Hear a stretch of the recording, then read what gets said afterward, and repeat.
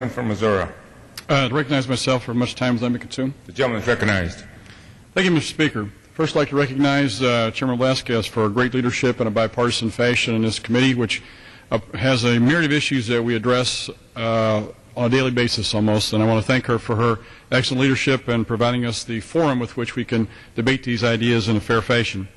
Also, Mr. Speaker, I'm proud to support H.R. 842, the Expanding Entrepreneurship Act of 2009, to assist many fellow small business owners and employees throughout my district in Missouri and throughout the country.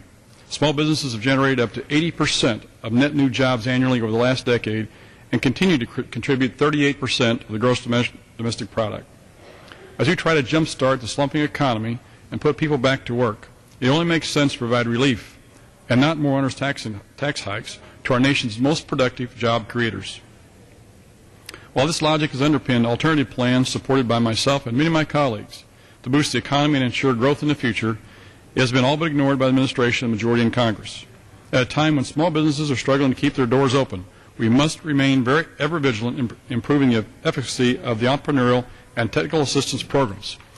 We also need to ensure our small businesses are able to adequately utilize all available resources. My bill beefs up support services in key entrepreneurial development programs, making these programs more effective and responsive to the needs of small businesses and ensuring that existing programs are being used effectively and duplicative government programs are done away with. To make these widely used programs more responsive to the needs of small businesses and at no cost to the taxpayers, H.R. 1842 establishes planning standards within these programs, requires maintenance of an entrepreneurial development database, and ensures someone is available to assist small businesses in all SBA district offices. The bill also requires the SBA to develop a job creation strategy for 2009-2010. The bill also expands specific programs such as small business development centers, women's business centers, and the Service Corps Retired Executives, or SCORE. These widely used programs are intended to assist entrepreneurs with practical and technical skills needed to help start and sustain business.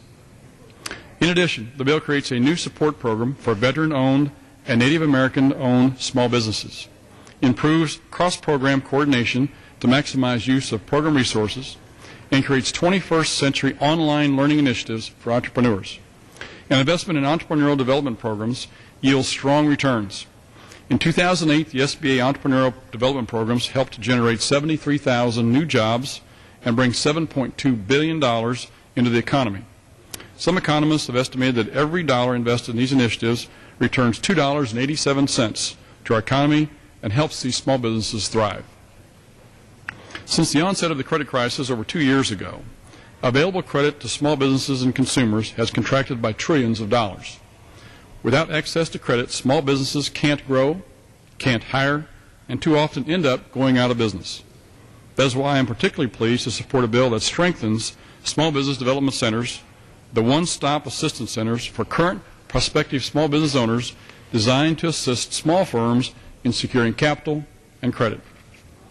Louis Selly, CEO of the Northeast Veterans Business Resource Center in Boston, put it at a recent hearing on the same subject, and I quote, "To interweave these programs together and really force everybody to work to play together in the same sandbox is the right focus. And by making entrepreneurial development programs more effective, we can not only be more responsive to small business, but also better stewards of the taxpayer dollars." I urge my colleagues to join me in supporting the legislation. Thank you, Mr. Speaker. And with that, seeing no other speakers, I yield back the balance of my time. Gentleman yields back.